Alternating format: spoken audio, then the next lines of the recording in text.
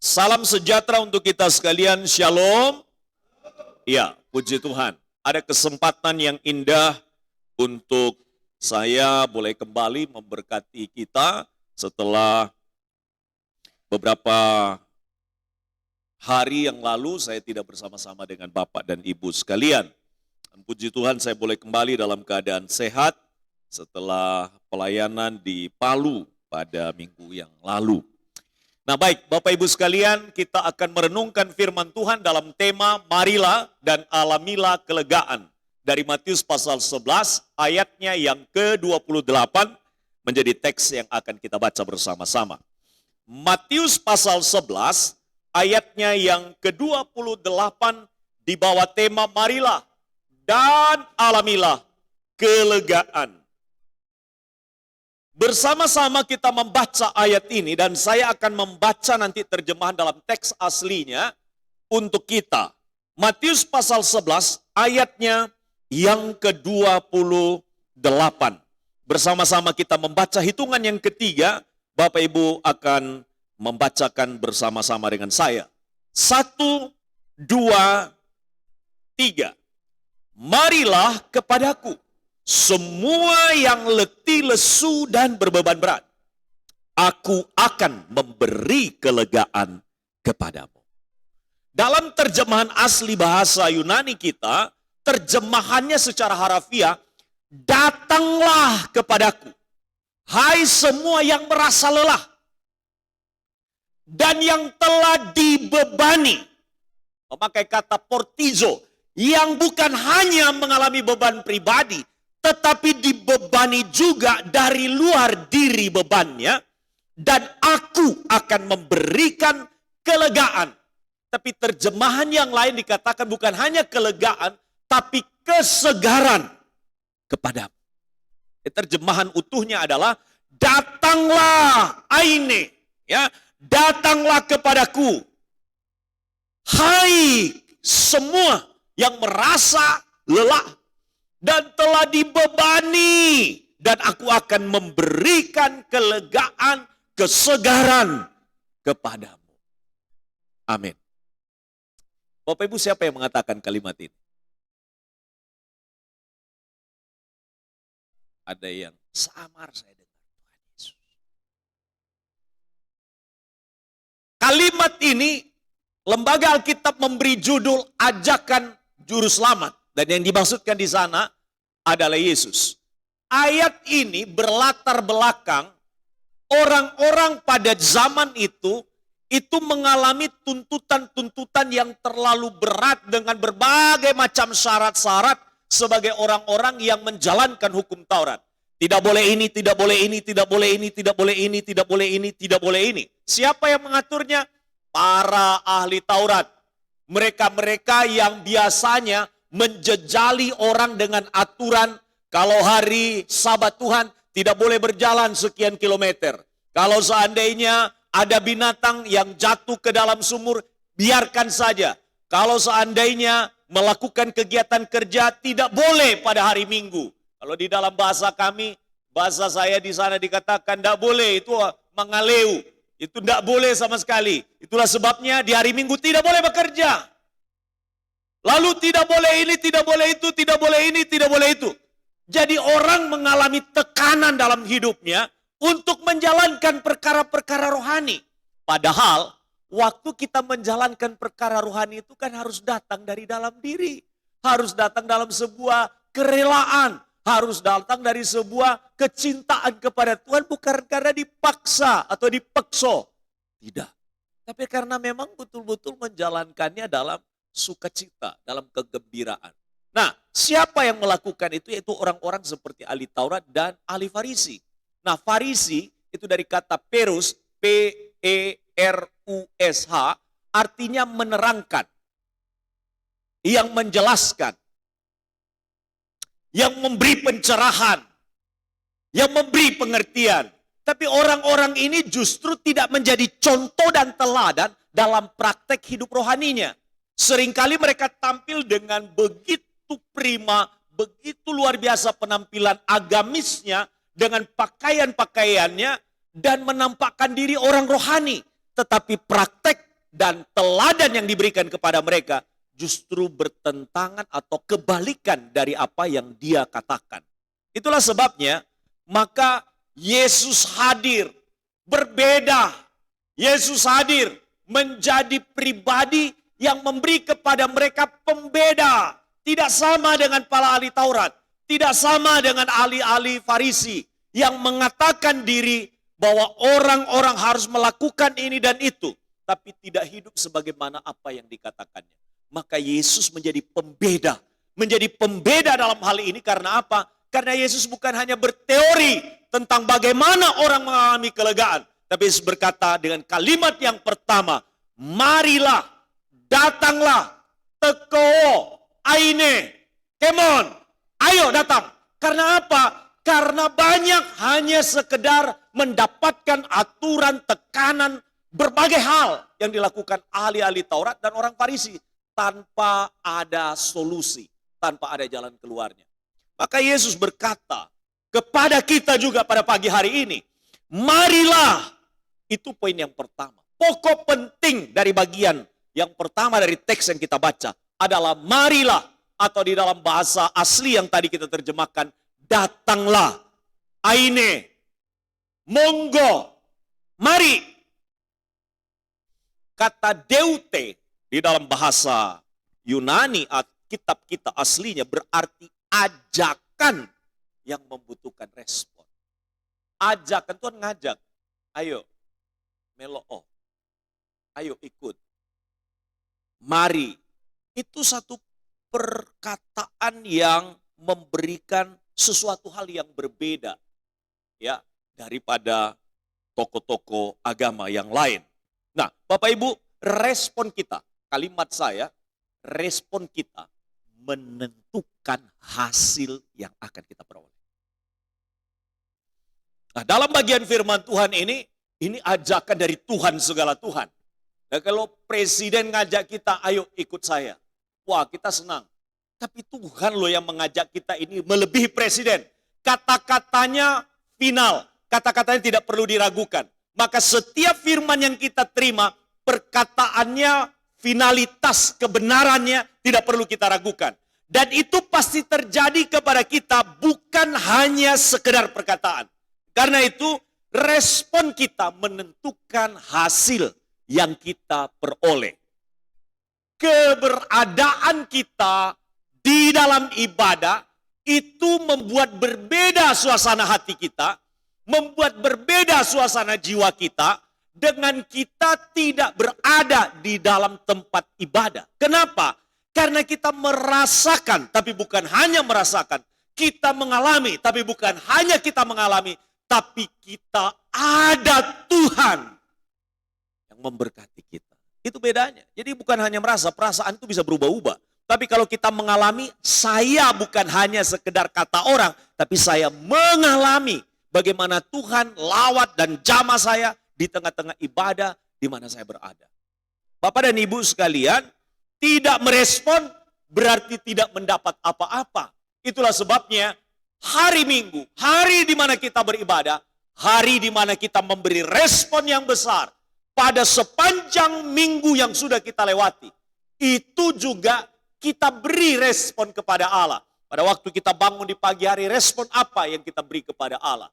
Pada waktu kita kemudian bekerja, apa respon kita dalam kerja kita? Pada waktu kita melakukan aktivitas, apa respon kita kepada Allah? Karena Tuhan memanggil kita dalam seluruh aspek hari dan yang apa kita kerjakan. Itulah sebabnya Bapak dan Ibu sekalian, saya mau katakan, hanya orang yang merespon, yang mengalami peristiwa-peristiwa yang Allah akan perbaiki dalam hidupnya. Hanya orang yang merespon yang akan mengalami perubahan-perubahan di dalam hidupnya.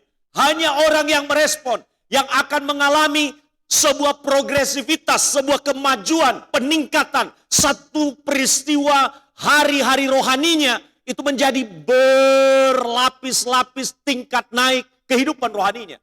Bukan hanya satu bagian saja, tapi seluruh kehidupannya itu memberi dampak dari kehidupannya yang merespon kepada Allah.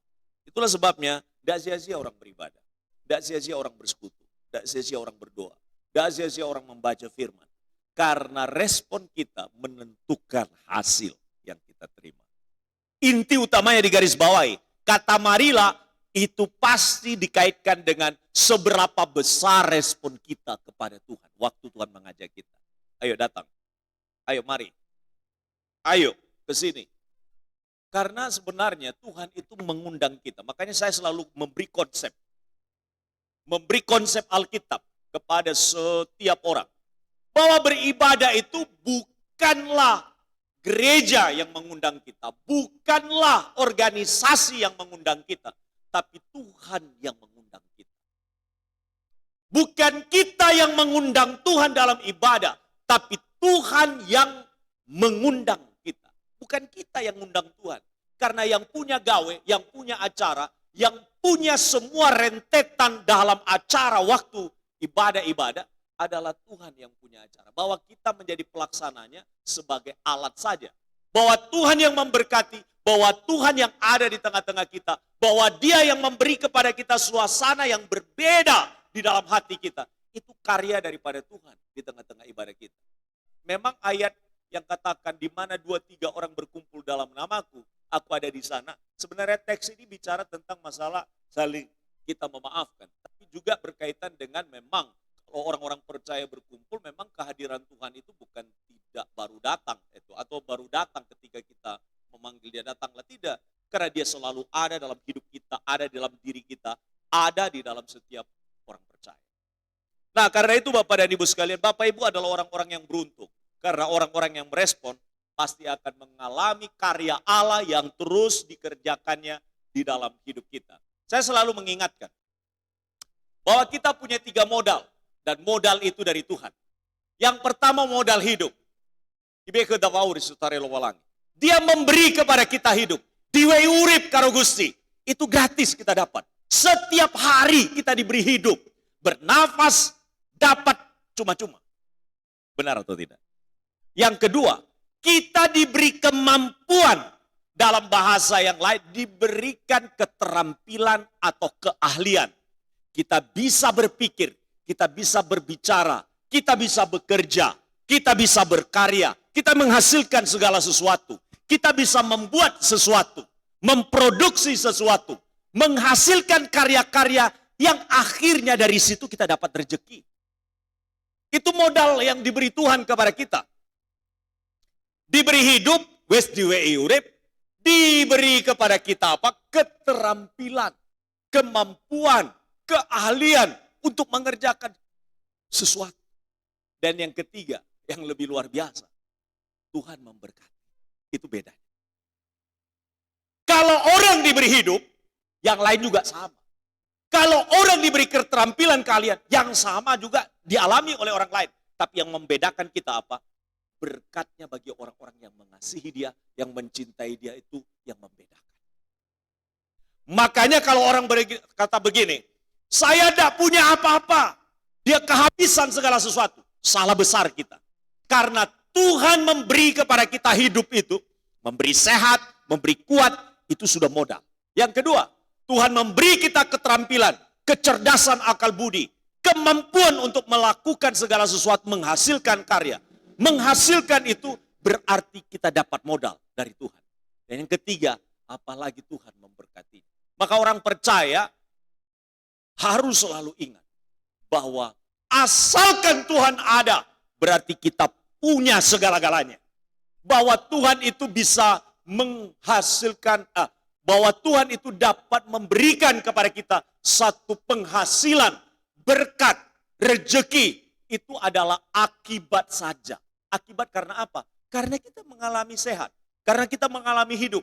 Karena kita mengalami kemampuan yang diberi oleh Tuhan.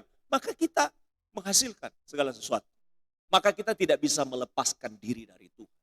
Maka ketika Tuhan katakan, kalau engkau yang lelah, letih, lesu, bebannya banyak, berat sekali, menekan, dan seolah-olah sudah tidak mampu lagi. Tuhan bilang, Aine, datanglah, come here. Datang, aku. Dikatakan, aku. Itu bicara tentang Tuhan. Marilah kepadaku. Tuhan jelas. Dia tidak katakan, mari datanglah kepada ini. Tidak. marilah kepadaku. Itu berarti menunjuk kepada Tuhan tidak melemparkan ke yang lain kita untuk sebuah persoalan kita. Tapi Tuhan mau kita datang kepada dia. Tuhan mau kita datang mengalami sebuah kekuatan dari dia. Tuhan mau kita mengalami sebuah pemulihan yang berasal dari dia. Bapak Ibu, waktu saya ada di Bangkok dalam perjalanan kegiatan seminar selama 5 hari, saya sudah membagikan mungkin di sini. Teman saya itu sudah 2 kali datang ke Bangkok, tapi hanya pindah tempat tidur dari kamar di Indonesia dengan kamar di tempat seminar yang dilaksanakan. Lalu pagi-pagi di hari terakhir, di hari yang kelima, saya bangun pagi kira-kira jam 4 pagi. Lalu saya keliling, mencoba memetakan wilayah, dan menggambarkan kira-kira kalau jalan ke sini akan menuju ke sini, ke sini, ke sini. Dan saya bertanya kepada orang-orang yang ada di situ. Dan akhirnya saya pulang setelah 3 jam saya pulang. Jam 7 saya sudah pulang. Acara masih jam 8 sampai jam 12. Teman saya bertanya dari mana? Saya bilang ada deh, nanti aja saya akan beritahu. Setelah selesai acara jam 12, kami makan sampai dengan jam 1. Lalu saya katakan kepada kawan, ini saatnya kita akan keliling kota Bangkok. Dan dia kaget. Wah, jangan, nanti kita tersesat. Nanti bisa-bisa kita tidak dapat jalan pulang. Saya bilang, jangan khawatir, jangan cemas. Saya sudah petakan tadi, perjalanan kemana kita pergi, kita akan naik apa, tujuannya kemana. Saya sudah catat, bahkan foto setiap jalan yang saya lewati. Tidak usah khawatir, percaya saya. Waduh, takutnya dia itu apa? Orang buta nuntun orang buta. Kutu wong Indonesia. Pendatang datang ke sana membawa kawannya yang juga sama-sama nggak ngerti. Itu kan repot. Sama-sama nggak tahu tempatnya. Akhirnya Bapak dan Ibu, saya kan sudah lihat itu semua petanya gitu ya. Saya sudah tanya orang, saya sudah foto jalan-jalannya. Jadi gampang. Tapi dia masih agak ragu. Ini sungguhan lah. Gitu. Saya bilang enggak usah khawatir. Sudahlah, percaya saya. Ikut aja, ikut saja. Jadi mulai dari jam 2 kami jalan. Naik tuk-tuk. Sengaja dulu naik yang agak ya ringan-ringan dulu karena menyesuaikan diri dengan kantong kan. Nah, naik nanti apa kendaraan yang bersifat khusus itu nanti bisa-bisa nggak pulang karena duitnya habis gitu loh. Nah, apalagi kita bayar pakai uangnya sana, kita masih ngitung-ngitung juga berapa ini jatuhnya ke bat ini. Nah, di sana kan uang mata uangnya adalah bat ya, BATH ya. Nah, Bapak Ibu Saudaraku, mulai dia pertama agak tegang. Saya bilang, mana tujuan kita pertama? Saya bilang, tujuan kita yang pertama adalah pergi ke pasar di mana kita bisa beli oleh-oleh. Wah, turun dari tuk-tuk, kendaraan di sana, keliling gitu. Wah, dia senang luar biasa. Bisa beli ini, bisa beli itu. Wah, saya juga pikir, wah ini kesempatan juga bisa beli oleh untuk istri, dan lain sebagainya. Ya, beli untuk anak-anak. Wah, sukacita. Lalu dia bilang, setelah ini kita kemana? Saya bilang jangan, tanggung ini. Ayo lanjut lagi. Nah, kita pergi ke mall. Dari satu tempat, itu ada kereta-kereta yang lewat. Nah, saya bilang, kalau kita tersesat naik kereta, jangan khawatir, pasti sampai di mall. Dan kalau sampai di mall, kita pasti bisa turun. Dia keliling, setelah keliling, dia bilang, enggak cukup. Ini sudah jam 7 malam. Saya bilang kita makan, kita cari makan. Jadi kita kuliner, kita makan untuk makanan asli dari sana. Jadi setelah itu dia tanya lagi, ini sudah jam 7. Saya bilang tenang, kita hari terakhir ini di kota Bangkok. Kita jalan lagi. Akhirnya kami ke kedutaan Republik Indonesia yang ada di Bangkok. Wah, sehingga di sana ngomong-ngomong dengan orang kedutaan. Setelah itu kemana? Kami ke pagoda, yaitu tempat-tempat yang menjadi ciri khas. Karena di situ banyak agama Buddha. Lalu setelah itu malam hari kami menikmati suasana kota dengan berbagai macam entertain ya di sana. Wah, menarik sekali. Sampai jam 12 malam, teman saya bilang, "Loh, ini sudah jam 12 malam." Saya bilang, "Tenang saja, kita pasti pulang dengan selamat." Dan teman saya kesimpulannya setelah kami kembali ke tempat penginapan, dia bilang begini, "Waduh, kali ini berbeda. Tahun yang lalu saya ke Bangkok, saya tidak menikmati seperti yang ada kita nikmati malam hari. Makanya, coba kalau seandainya Bapak tidak respon saya, Bapak tidak bisa menikmati sukacita dan gembira seperti ini. Bapak dan Ibu itu hanya kesenangan sesaat. Yesus mengatakan, marilah kepadaku, dan itu adalah sesuatu hal yang bersifat bertahan. Bukan hanya sehari, bukan hanya 2 hari, bukan hanya 3 hari, tapi bertahan. Panggilan Tuhan kepada kita adalah panggilan untuk memberi kepada kita pertolongan. Kehadirannya kepada kita adalah selalu dan senantiasa. Kalau kawan saya itu hanya puas dengan sesaat, saya hanya puas dengan sesaat. Sesungguhnya kepuasan yang ada di kita perlu dalam hidup kita adalah karena kita datang pada Tuhan. Amin. Nah, pertanyaannya sekarang ini, pertanyaannya adalah,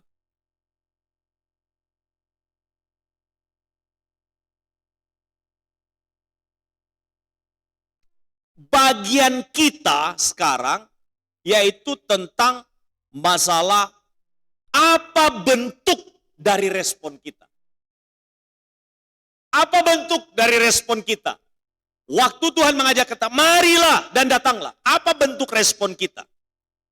Nah, bentuk respon kita adalah dengan kita membaca firman pertama. Tidak ada orang yang baca Alkitab, tidak ada orang yang baca firman, dia mengalami kegundahan di dalam hatinya. Dia pasti akan mengalami sebuah perubahan, setidak-tidaknya hatinya ditenangkan. Karena Alkitab di Roma pasal 1 ayat 16 berkata, Injil adalah kekuatan Allah. Artinya, waktu orang baca Injil, dia mendapatkan kekuatan dalam diri. Maka waktu kita merenungkan firman, pada waktu kita membaca Alkitab, pada waktu kita kemudian merenungkan firman, itu pasti ada dampak yang kita terima secara rohani. Hati kita disegarkan, pikiran kita terbuka, lalu hati kita bergembira, bersuka cita. Karena apa? Firman itu kekuatan bagi kita. Ya, energi. Dalam bahasa yang lain, di dalam bahasa lain dikatakan sunerge. Sunerge itu adalah energi yang dianugerahkan, ditambahkan kepada kita, sehingga kita tidak menjadi lelah dalam menjalani hari-hari hidup kita. Nah, Bapak dan Ibu sekalian, apalagi berdoa. Nah, kita memahami bahwa doa itu hanya permohonan. Doa itu selain permohonan juga adalah meminta hikmat dari Allah. Artinya begini, Tuhan, saya ada pergumulan, tapi saya berdoa bukan untuk mendapatkannya, tapi memberikan kepada saya hikmat. Bagaimana saya mendapatkan jalan keluar dari yang saya doakan. Kadang-kadang kita hanya meminta supaya Tuhan kerjakan ini. Tapi kita lupa ada bagian yang juga kita kerjakan. Apa itu? Tuhan masih pakai akal kita, masih pakai kemampuan kita untuk dapat diberi hikmat bagaimana kita bisa menempuh yang kita doakan itu dengan mendapat akhirnya jalan keluar. Jadi sebenarnya paling banyak permintaan doa itu apa? Tuhan tolonglah, kerjakanlah. Loh, kita memerintah Tuhan. Tuhan itu loh, Tuhan di atas segala Tuhan. Maksud kita perintah. Tapi kita berdoa itu ada sisi yang lebih bijak, lebih santun. Apa itu? Tuhan beri saya hikmat untuk dapat mengatasi persoalan-persoalan hidup saya. Beri saya hikmat, beri saya kemampuan. Nah, dari hikmat dan dari kemampuan itulah yang akan Tuhan nanti kerjakan kepada kita. Maka orang yang datang kepada Tuhan dengan cara seperti ini, dengan cara berpikir yang benar seperti ini, mendapatkan jalan-jalan terbaik di dalam hidupnya. Bapak dan Ibu, beribadah juga adalah bagian dari respon. Kata marilah itu bagian yang praktisnya adalah kita datang beribadah kepada Tuhan seperti yang sekarang ini. Bernyanyilah. Loh, kita nyanyi itu loh. Memberikan kepada kita sukacita yang berbeda. Berbeda. Ayo, bisa nggak nyanyi rame-rame seperti ini? Di tempat yang lain, di rumah misalnya. Ya terbatas kita. Kita bisa bersukacita, bergembira bersama-sama. Karena pujian itu mendatangkan kepada kita kegembiraan di hati. Makanya dikatakan hati yang gembira adalah obat yang paling manjur di dalam jiwa kita. Tapi hati yang susah itu membuat tulang-tulang kita menjadi kering. Maka orang kalau datang beribadah, bernyanyi memuji Tuhan, salah satu cara yang dipakai Tuhan untuk membuat kita mengalami kesegaran di dalam hati dan jiwa kita adalah dengan pujian kepada Tuhan. Ya. Dan karena itu bernyanyilah dengan segenap hati kita. Kemudian bersafaat. Ketika kita mendoakan orang di luar daripada diri kita, maka kita tidak lagi memikirkan tentang persoalan kita, tapi juga kita memikirkan tentang orang lain. Maka bersafaat salah satu respon yang membawa kita untuk lebih dekat kepada Allah. Kita tidak hanya berpikir tentang diri kita. Apalagi kita bersekutu. Kita melayani sesuai dengan kemampuan yang kita miliki. Berbagilah dengan sesama. Itu juga bagian daripada kita merespon Allah. Kemudian saling menguatkan satu dengan yang lain. Kalau kita mendoakan orang lain, kalau kita melayani orang lain, ada kegembiraan yang kita nikmati waktu kita melayani. Kalau kita berbagi sesuatu, orang lain diberkati, kita itu sama dengan kita merespon Allah. Karena Allah itu hadir dalam bentuk kesulitan orang lain. Dan dia ada di situ. Dan ketika kita hadir di situ, Tuhan katakan apa dalam Alkitab? Ketika aku di penjara, kau tidak melihat aku. Ketika aku tidak punya apa-apa, kau tidak memberi aku makanan. Ketika memberi aku pakaian. Ketika aku lapar, kau tidak memberi aku makanan. Nah, dikatakan, segala sesuatu yang kamu lakukan karena aku. Dikatakan, karena aku. Sesungguhnya engkau melakukan untuk aku. Bapak dan Ibu sekalian, kata marilah kepadaku itu bukan sederhana. Bukan hanya sekedar dalam bentuk kita datang, tapi kita juga dapat juga mengambil bagian dengan melayani, itu juga adalah respon kita kepada Allah. Karena Allah hadir dalam bentuk kesusahan, kesulitan, pergumulan orang lain. Dan ketika kita ada di sana, itu salah satu bentuk dan respon kita tentang kata marilah. Ya, puji Tuhan. Bapak dan Ibu sekalian, saya minta orang yang paling badannya kuat di sini. Ayo Mas Kris, maju Mas Kris. Nah, ini tahan banting 24 jam kalau kerjaan. Ayo maju Mas Kris.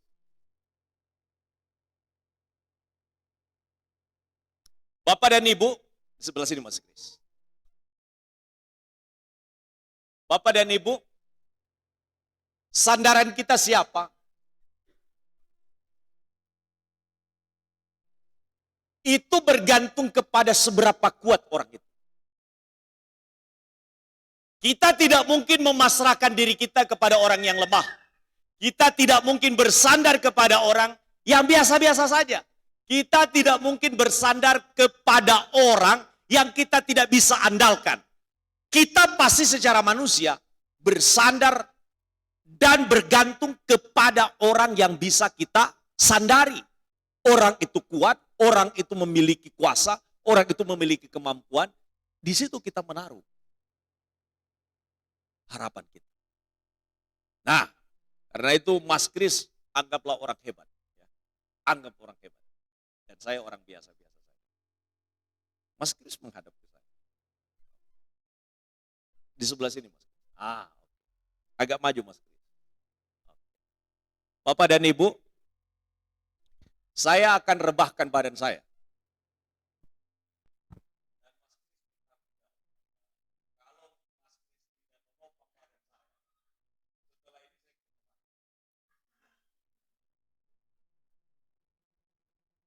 Saya sekarang pasrah sepenuhnya. Kepada siapa? Kepada Mas Kris. Kita dalam hidup harus punya prinsip. Sandaran saya hanya kepada Mas Kris. Kalau saya merebahkan badan saya, siapa yang bapak saya? Siapa? Kalau Mas Kris tiba-tiba melepaskan kopangannya, kira-kira apa yang terjadi? Mas Kris agak jauh. Saya lepaskan badan saya. Siap-siap. Oke. Ini kemungkinannya kalau udah ditopang bisa jatuh atau tidak? Bisa ya.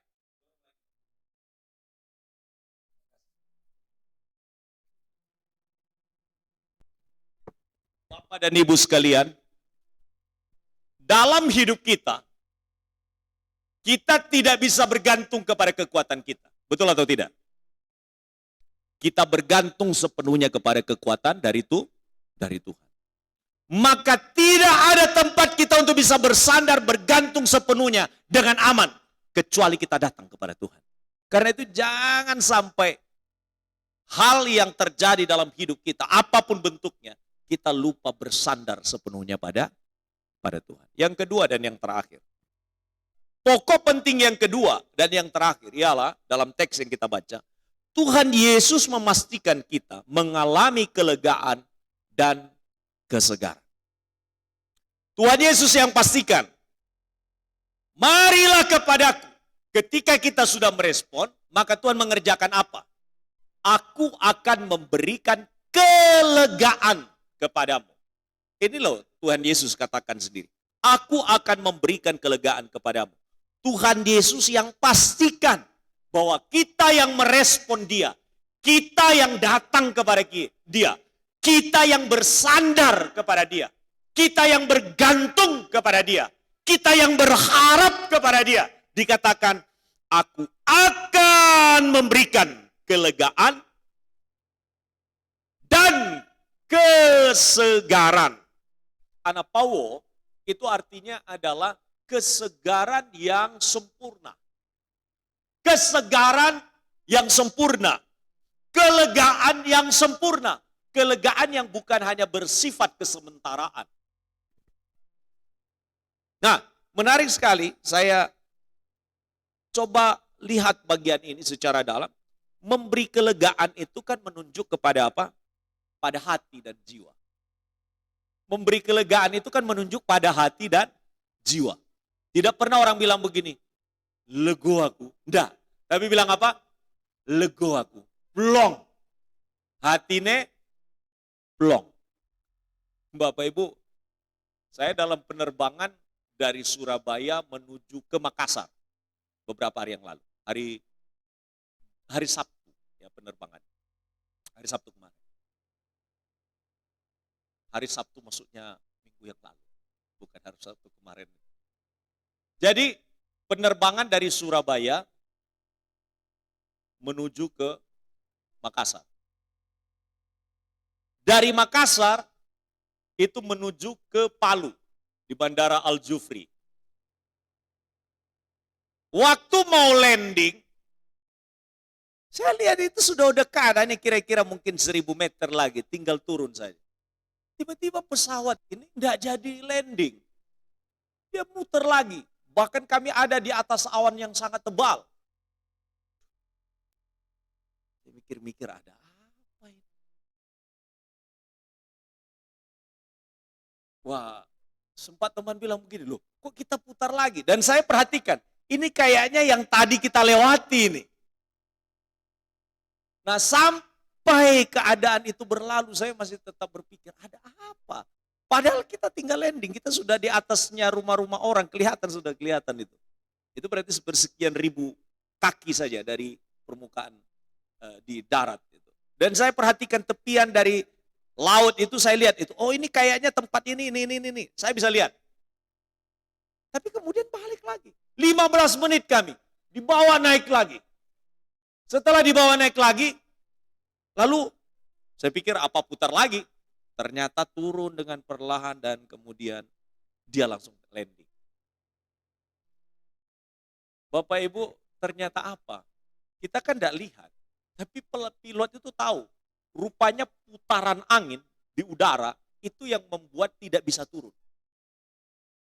Jadi sepersekian kilometer, kan kita lihat kalau pesawat itu kan seperti jalannya hanya maju 2 cm, 10 cm, 15 cm. Padahal kecepatannya bisa sampai dengan 200 sampai 250 kilo itu. Ya, bisa sampai dengan 400 juga dengan kecepatan tinggi. Nah, Bapak dan Ibu sekalian, rupanya waktu mau turun, itu rupanya ada angin berputar sehingga dia tidak bisa turun. Lalu dia naik lagi, dia cari celah lagi ketika angin sudah dalam keadaan aman. Baru dia bisa landing.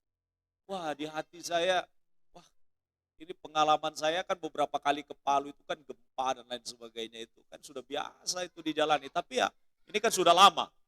Tapi seketika kemudian turun, hati saya menjadi lega. Ini masalah nyawa ini kan. Ya. Saya selalu ingatkan diri saya. Ya kalau berangkat pelayanan itu ya kalau naik pesawat ya tinggal pasrah sempurna saja. Ya, mau lari kemana kalau ada apa-apa?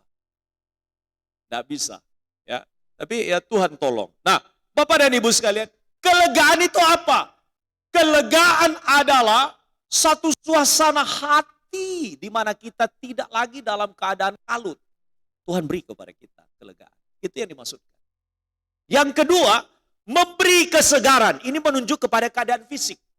Keadaan secara fisik. Memang selama beberapa minggu ini tugas-tugas tanggung jawab agak banyak keluar kota. Ya, tapi saya bersyukur, saya ada masalah dengan tensi. Tapi saya bersyukur selama hampir 2 minggu ini aman posisinya. Ya, memang cobaan yang paling berat ketika saya di Palu adalah bukan masalah pelayanannya. Cobaan yang terberat bagi saya adalah dagingnya enak-enak. Namanya tamu dijamu itu loh. Waduh. Itu dipotong yang enak-enak, disediakan yang enak-enak. Ya. Tapi untung saya ini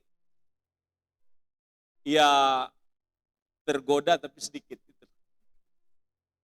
Kalau enggak nyicipi itu kok kayaknya eman gitu. Kalau enggak nyicipi, lah dihidangkan daging B2 enak-enak gitu. Dihidangkan apa? Cumi. Dihidangkan apa? Dihidangkan itu kepiting. Ya. Dihidangkan itu apa? Semuanya segar. Nah kalau di Jawa itu kalau ikannya kan mati 3 kali. Kalau di sana matinya 1 kali. Kalau di sini matinya 3 kali itu di mana? Pertama kali waktu ditangkap mati. Setelah itu diinapkan lagi, ya kan? Diinapkan lagi. Setelah diinapkan, masukkan kulkas lagi. Setelah masukkan kulkas lagi, tunggu berhari-hari baru sampai di Kota Malang. Kalau di sana enggak, langsung dari pantai dan dibawa di tempat pemanggangan. Ya. Karena itu Bapak dan Ibu, saya itu lirik-lirik, kayaknya kalau seandainya saya ambil lebih, wah ini tekanan darah tinggi bisa naik gitu. Jadi akhirnya saya menjauhkan diri dari pencobaan. Ya, saya bilang sama teman, saya bilang, duren jangan dekatkan ke saya. Kalau duren hanya 1, itu bikin jadi tensi naik. Tapi kalau durennya lebih dari 1, biasanya tensi turun. Jadi waktu diberi itu, waduh, saya sudah mulai mikir, ini jangan-jangan nanti tensi agak naik. Karena makanannya enak-enak. Ya, makanan enak-enak. Memang pencobaan seorang hamba Tuhan itu adalah bukan di pelayanan, tapi di makanan. Ya. Nah, itulah sebabnya saya bersyukur pulang di sini tensi masih normal, berarti saya bisa menahan diri gitu loh. Ya saya memang bawa obat, tapi bukan obat yang mengatasi, kita yang harus bisa mengatasi. Yang kedua, kelegaan saya apa? Setelah dari 2018 pembangunan di bawah tanggung jawab saya sepenuhnya dan kemudian teknis semua berjalan. Itu kan sponsor mau lihat seperti apa hasilnya. Ya kan? Seperti apa hasilnya. Bapak Ibu, mereka sangat gembira, sangat sukacita. Lihat gereja itu 9 kali 20 dibangun dengan mewah. Ya, semua yang dibeli itu materialnya itu, lo yang milih ya Pak, gembalanya itu ya pinter. Milih sing luwe larang. Milih yang agak sedikit mahal. Jadi tekel-tekelnya itu ya tekel-tekel kelas 1 semua. Barang-barangnya diambil kelas 1 semua. Makanya ya wajar saja kalau seandainya dapat gedung semewah itu. Ditambah pastori termewah. Menurut saya sudah keliling ke gereja-gereja di Indonesia itu pastori terlalu mewah. Sampai tidak berani pendetanya menempati sebelum diresmikan. Sungkan gitu loh. Itu 9 kali 14. Tingginya 4 meter. Jadi leluasa, enak, nyaman sekali. Nah bukan itu yang bikin saya jadi lega. Yang membuat saya lega adalah dari sponsor itu kan sudah pernah kecewa kepada negara yang lain. Mereka nyumbang tidak jadi. Mereka nyumbang tiba-tiba yang disumbang itu dijual kembali. Ya, itu sebabnya maka waktu mereka lihat pekerjaan itu mereka jadi bersuka cita. Dan akhirnya kemungkinan besar akan nyumbang untuk membantu salah satu gereja kita di Malang. Itu mungkin sekitar 400-500 juta. Karena lihat apa yang mereka tabur itu ada hasilnya. Di gereja 9 kali 20 itu besar. Tanah mereka ada sekitar 3.000. Dan bukan hanya itu, kita bangun juga pastori gereja tambahan. Kita bangun juga untuk gedung sementara. Itu berarti dapat 4 gedung. Ya, pada waktu itu memang ada sedikit bantuan dari pemerintah, tapi kita bantu dari berbagai macam tempat. Kita cari duit juga untuk bisa menyelesaikan. Mereka nyumbang memang hampir 80%, tapi 20%-nya kita cari dari seluruh pembiayaan. Puji Tuhan. Bapak Ibu, hati saya lega. Tapi lebih daripada itu, mereka juga bisa menjadi berkat bagi gereja yang lain. Ya, jadi kerja kita menyebabkan kita lega, tapi juga kerja kita menyebabkan orang lain mendapatkan berkat. Bapak dan Ibu sekalian, memberi kesegaran menunjuk kepada keadaan fisik kita disegarkan oleh Tuhan. Ya. Dan yang ketiga, mengalami kelegaan artinya dapat beristirahat. Terjemahan lain itu, kelegaan itu adalah dapat beristirahat. Dapat menikmati hidup. Orang bisa beli spring bed yang mahal, tapi tidak bisa beli nikmatnya tidur. Berapa banyak di sini yang tidak bisa tidur waktu malam hari? Ada? Ada? Kayaknya tidur seperti ada yang kejar-kejar tengah malam. Gitu. Mahasiswa bilang saya, Pak, saya beberapa hari ini tidak bisa tidur. Kenapa? Sepertinya tidak nyaman, Pak. Kenapa tidak nyaman? Kayaknya ada yang nekek saya gitu. Nekek saya itu maksudnya, setiap tidur itu kayak ada yang nekan dia di tempat tidur. Saya bilang, mungkin ada hal yang barangkali kamu pikirkan. Atau mungkin barangkali dari kampung halaman, kamu mungkin barangkali ada di mantra-mantra waktu kamu berangkat dulu. Wah, saya cek satu-satu, ternyata benar. Ternyata dia itu pernah dimasuki oleh roh yang lain di dalam dia. Sehingga dia itu seperti agak aneh gitu. Ya, agak aneh. Nah itu sebabnya maka saya doakan dia. Ya, saya doakan. Doa dalam nama Yesus. Gimana? Sudah beda rasanya? Oh iya Pak, saya rasa sudah lain. Oke, sekarang pulang.